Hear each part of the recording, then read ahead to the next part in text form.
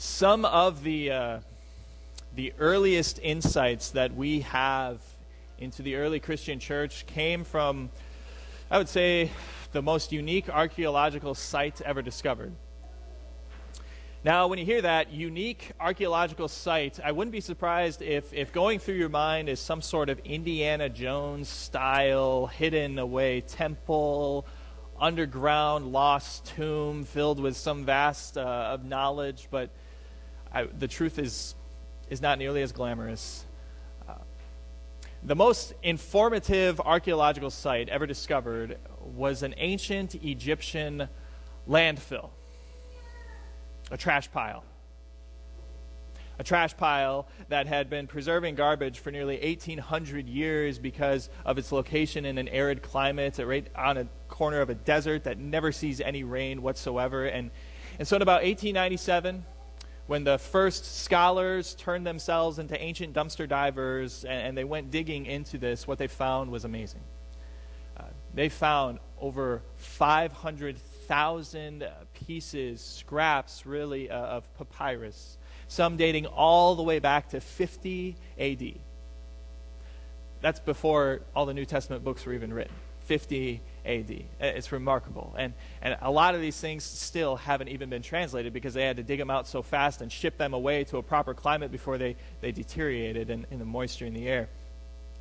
It's true what they say, right? One man's trash is another man's treasure. And this trash had a treasure of stories to tell. They pulled up scraps of ancient Greek mythology, poetry, philosophy. They found some of our earliest copies, just scraps, mind you, of pages, copies of New Testament letters, Old Testament books. And the trash also had another story to tell. Some of the pieces of papyrus that they pulled up told stories of Christians who disowned God as they unearthed a couple pieces of what's known as a libellus.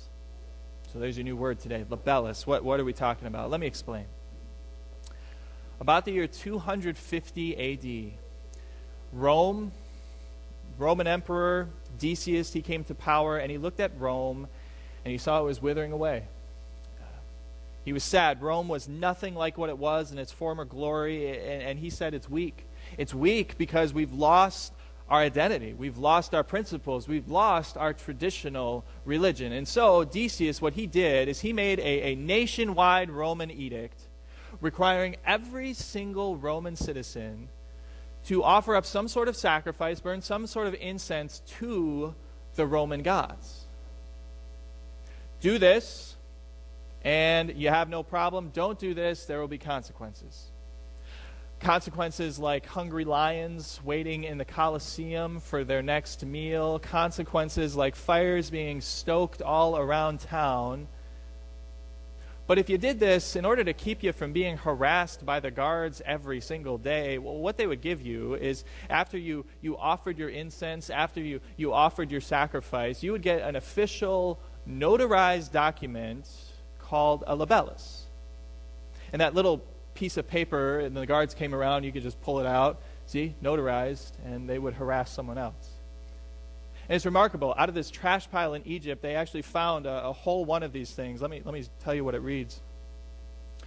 To those appointed to see the sacrifices, from Aurelia Caris of the Egyptian village of Theodophia, Aurelia is her name, I have always continued to sacrifice and show reverence to the gods, and now in your presence I have poured out a libation and sacrificed and eaten some of the sacrificial meat.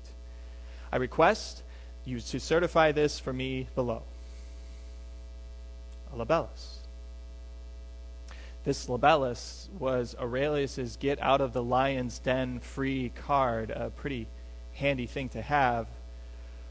But you can see the dilemma already facing Christians. The pressure on them to stand up for the truth, to stand up for Jesus and face the consequences, or to stay seated and disown their God.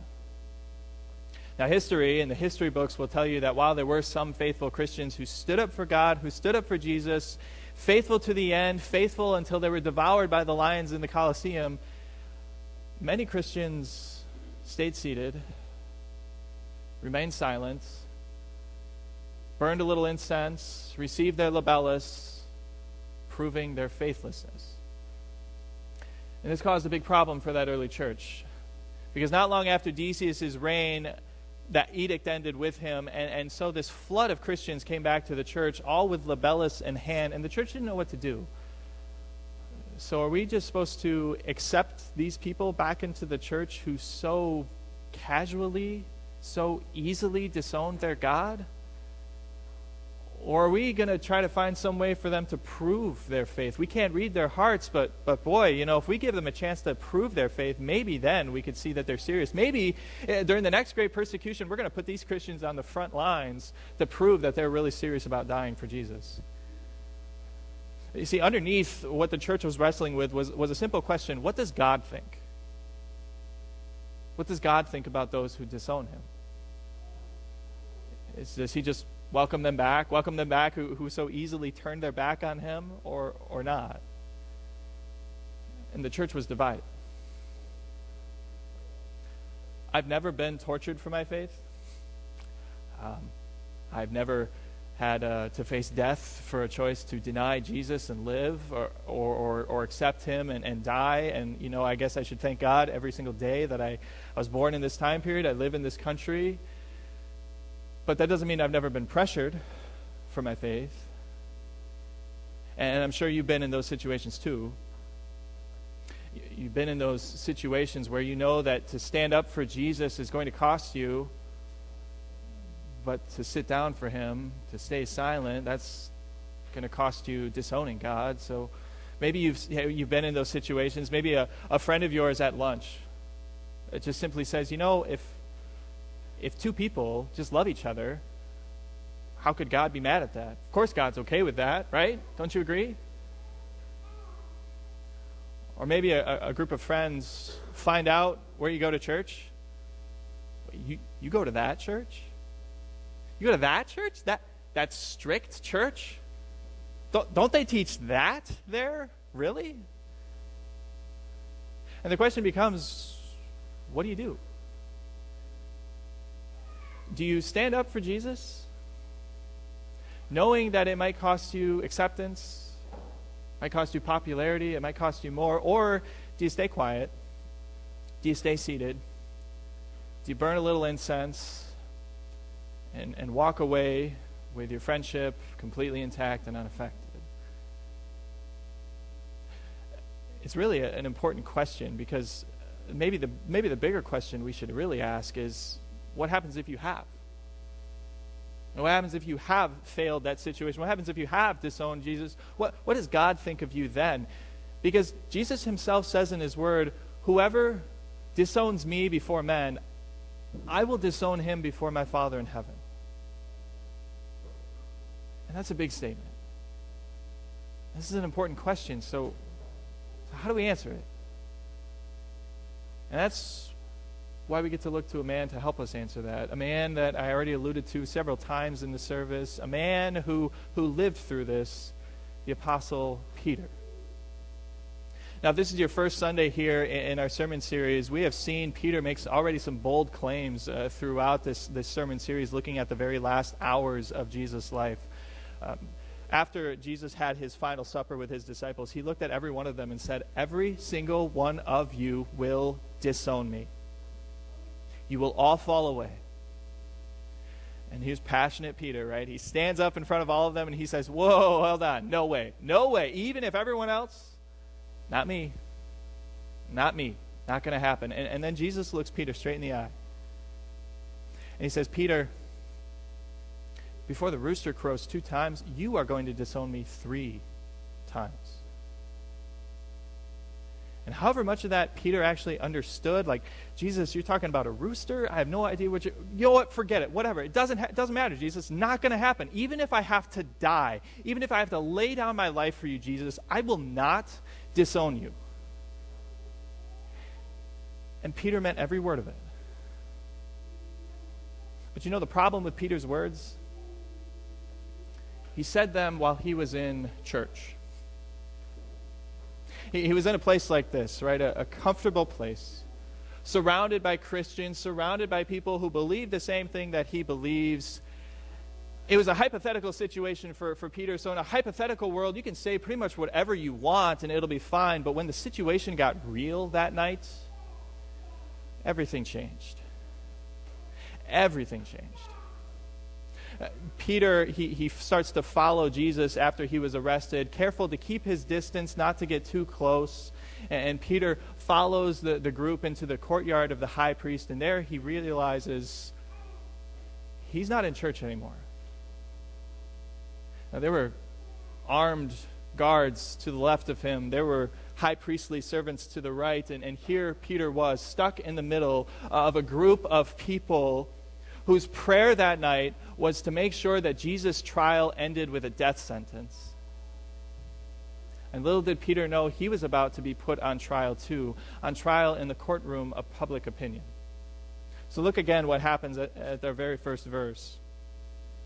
So while Peter was below in the courtyard, one of the servant girls of the high priest came by.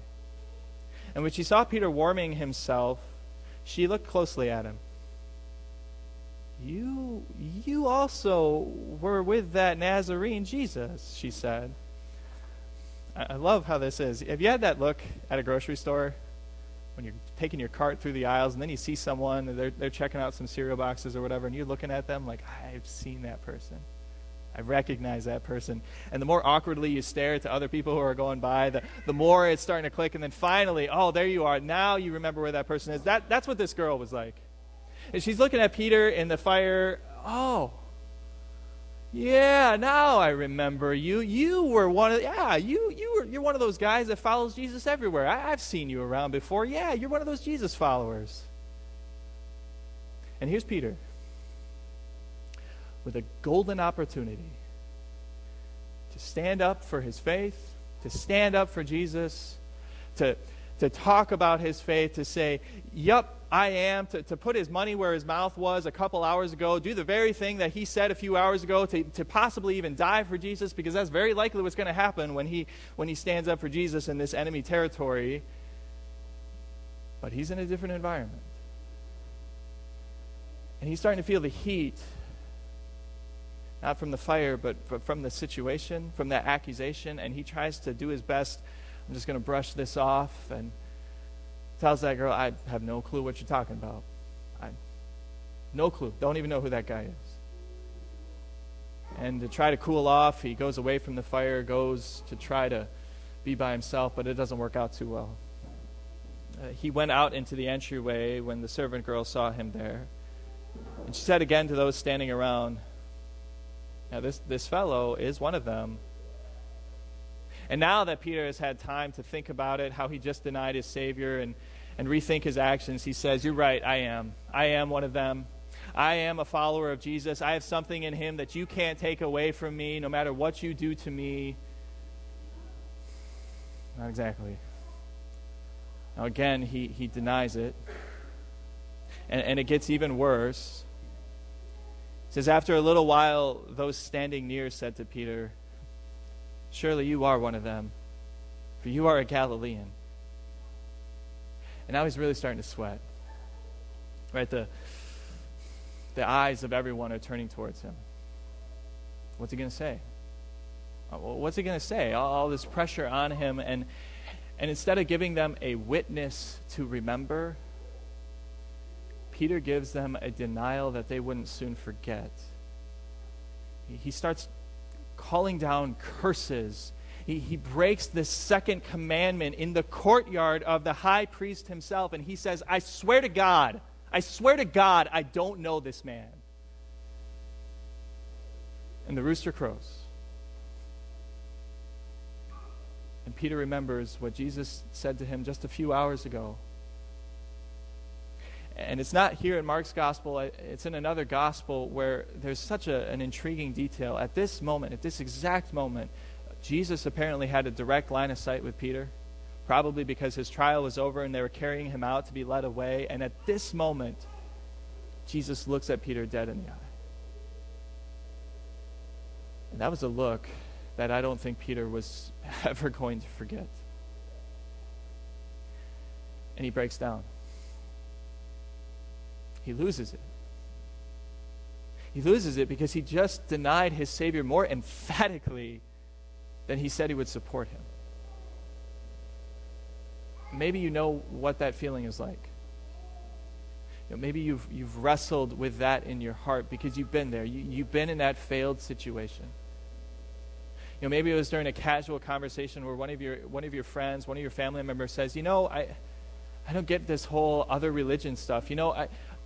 We all worship probably the same God anyways, just call them different names, and it's all teaching the same thing. As long as we try to be good people, right? As long as we just try to do our best, love people. Isn't that what life is about? And if we can do that, who am I to say that someone else's religion is wrong?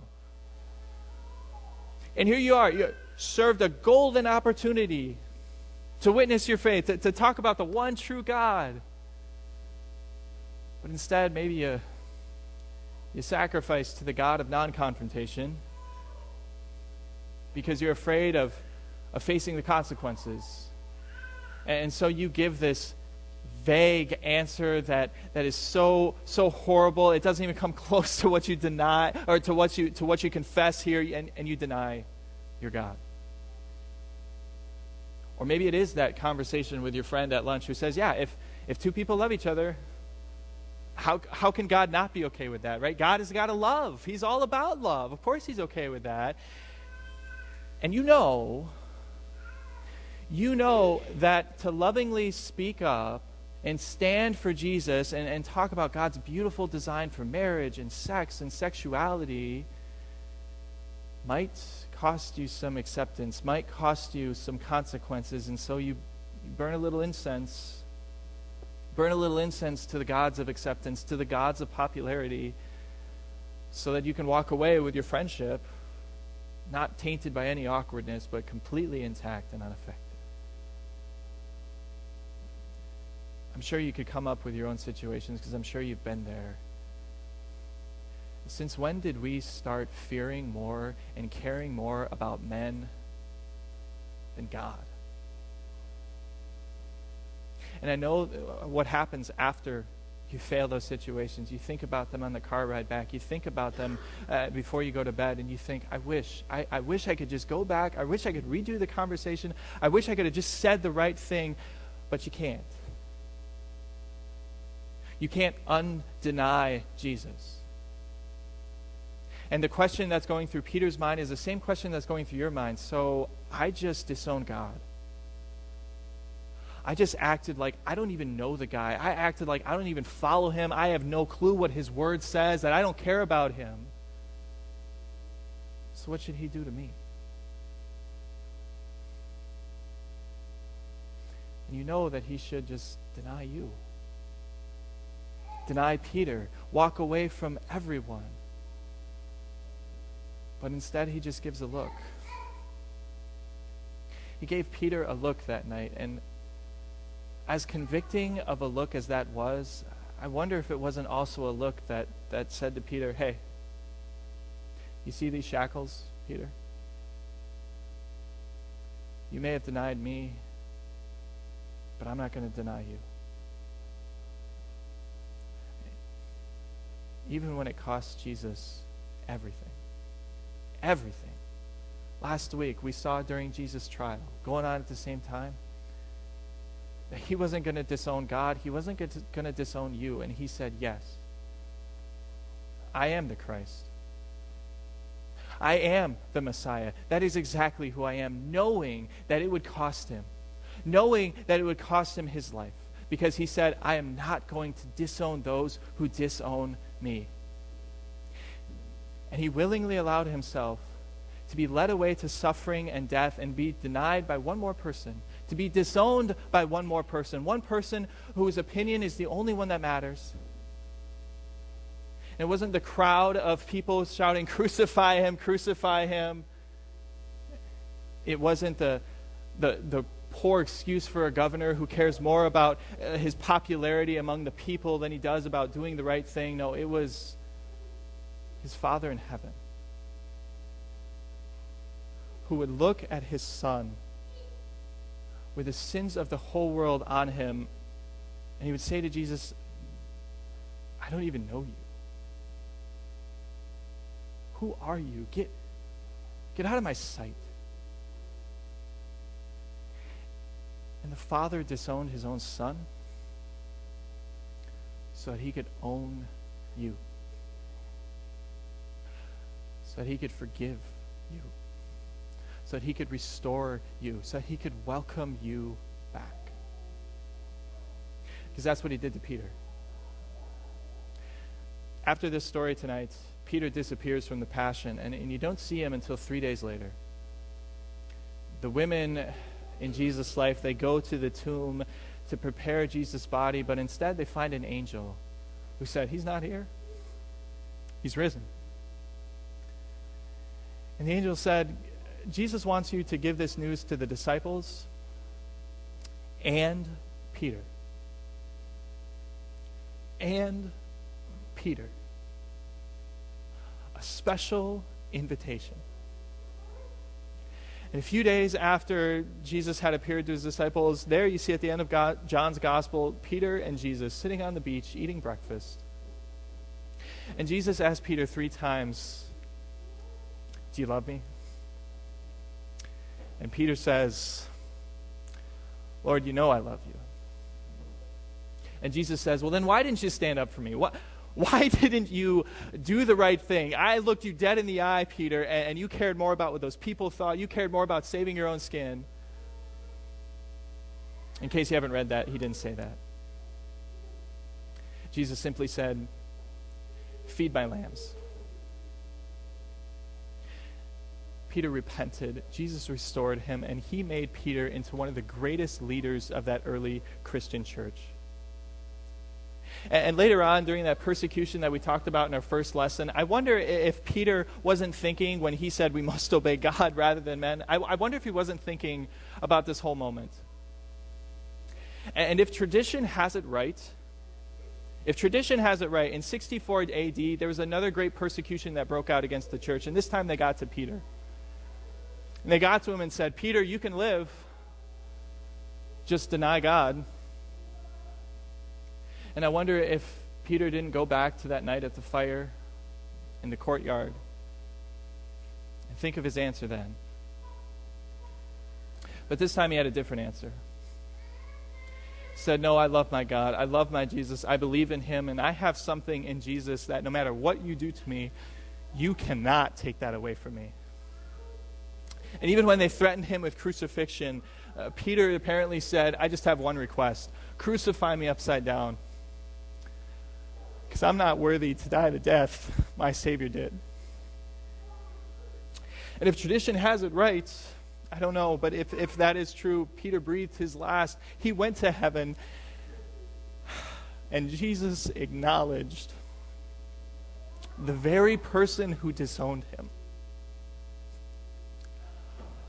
It is so easy to say in this building, we are your witnesses, Jesus, that we can do it, we'll stand up for you, but it is so hard to do it out there. It'll cost you acceptance, it'll cost you popularity, it'll cost you more than that. Peter said in the second lesson, don't be surprised, expect suffering, it's going to happen. But Jesus invites you with a special invitation. He extends his grace when he says, come to me, all you who are wearied and burdened. Come to me, and I will give you rest.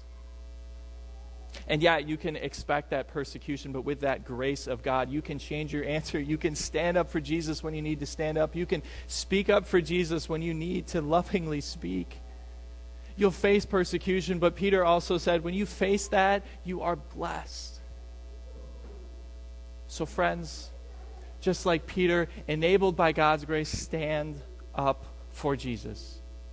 Stand up for Jesus, not just to defend your faith, but to witness it, to lovingly witness to that grace that was given to you when you disowned Jesus, that grace that's given to all people, and extend a special invitation to everyone who needs to hear it. So join me right now. Please stand as we sing our final verses of hymn 474.